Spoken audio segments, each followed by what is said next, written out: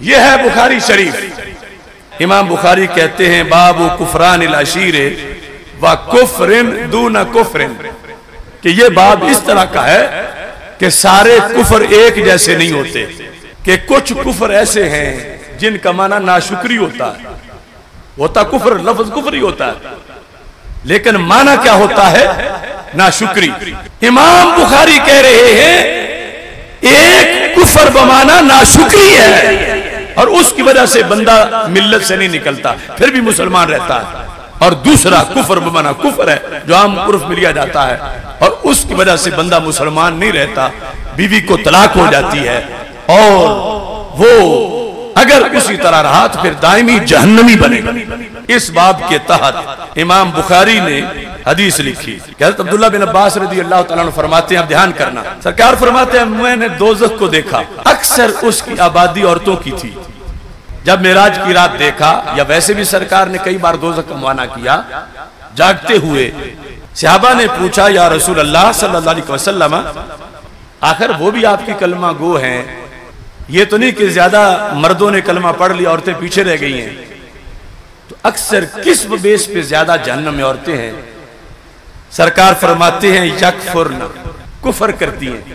اب یہاں اکثر سے مراد یہ نہیں کہ دائمی جہنم میں رہنے والی، کچھ وقت بھی جو جائیں گی ہیں مسلمان لیکن کوئی گناہ ہے تو جہنم میں جائیں گی. اس مجموعی صورتحال میں کہ جو دائمی رہنے والی ہیں اور کچھ وقت کے لیے جانے والی ہیں، ہمارے آقا علیہ السلام نے فرمایا کہ اکثر جہنم میں نے عورتیں دیکھیں.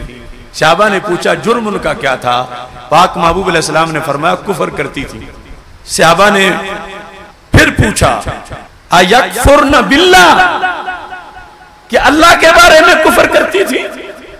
سرکار نے فرمایا یکفرن العشیرہ، زوج کا کفر کرتی تھی، خامند کا. یہ دین ہے سمجھ لو. لفظ کفر بولا مگر مراد کیا ہے کہ خامند نے کہا تھا روٹی پکاؤ، اس نے نہیں پکائی، کفر ہو گیا. خامند نے کہا تھا کپڑے دھو، اس نے نہیں دھوئے. یا آگے سرکار نے خود مطلب جو بیان کیا وہ بھی سنا دیتا ہوں کہ کفر کیسے کرتی ہیں، تاکہ وہ بھی سنیں تو اس کفر سے بچیں، کیونکہ جہنم میں تو 2 منٹ بھی جانا پڑ جائے تو بڑا مشکل ہے. اور کفر یہاں کون سا ہے؟ اگر کفر ہوتا نا اللہ کے بارے میں میرے تو ہمیشہ جہنم میں رہتی. سرکار نے فرمایا اللہ کے بارے میں کفر نہیں، خامد کے بارے میں کفر ہے. خامد کا کفر کرتی ہیں، کافر باللہ نہیں، کافر بالزوج ہے. اللہ کا کفر نہیں کرتی، خامد کا کفر کرتی ہیں. صحابہ نے پوچھا یہ خامد کا کفر کون سا ہوتا ہے؟ سرکار نے فرمایا کہ یکفرن الاحسان، یہ احسان فراموش اکثر ہوتی ہیں. کیسے؟ لو احسنت الی احداہن الدہر، اگر تم ساری زندگی جب سے شادی ہوئی ہے ان کی ہر ڈیمانڈ پوری کرو.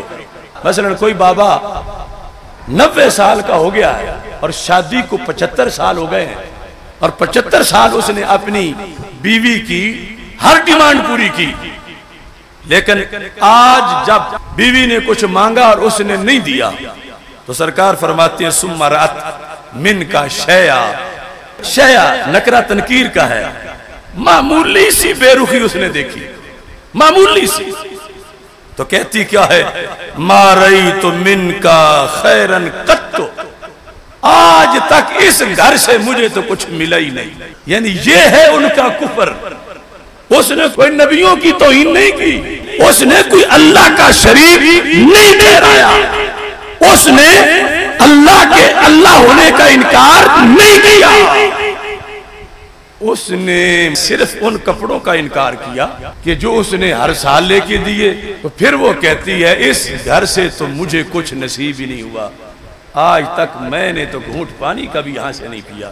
اگر ایسا ہو، اور اکثر ایسا ہو جاتا ہے، اس کو سرکار کفر کہہ رہے ہیں. اب یہاں ہوا کیا ہے؟ ہوا یہ ہے کہ ایک کوئی خامد ہونا شرط ہے نا، یہ تو نہیں کہ وہ مفتی بھی ہو، کوئی للو پنجو راما گاما کوئی خامد ہے، مطلب یہ ضروری نہیں وہ نمازی بھی ہو، مسلمان ہے، اور اس کی بیوی بھاگ بری نے اس کے ساتھ 80 سال کی عمر میں لڑائی کر دی، اور اس نے کہا کھرتتیا آج تک منت تیرے گھروں پانی میں نصیب نہیں ہویا. اور حالانکہ اس نے تو اس کا ہر ناز اٹھایا تھا. تو سرکار فرماتے ہیں یہ ہے کفر. حالانکہ خامن للو پنجو راما گاما کوئی بھی ہو سکتا ہے، یہ نہیں کوئی بڑا تقدس تھا اور عرش کا کوئی کنگرا جو ہے گر گیا ہے اس کی زبان سے. عورت نے صرف اپنے خامد کی ناشکری کی. حدیث صحیح بخاری میں ہے، سرکار نے فرمایا کہ اس عورت نے کفر کیا، اس وجہ سے جہنم میں آبادی ان کی زیادہ تھی. لیکن ہمیشہ جہنم میں نہیں رہے گی، یا ضروری نہیں کہ جائے بھی، رب ویسے ہی بخش سکتا ہے، کیونکہ یہ وہ نہیں کہ جس نے ویسے شرک یا کفر کیا ہو اور اس طرح مر جائے. توحید و رسالت کا نعرہ دنیا میں لگانے نکلے ہیں. اللہ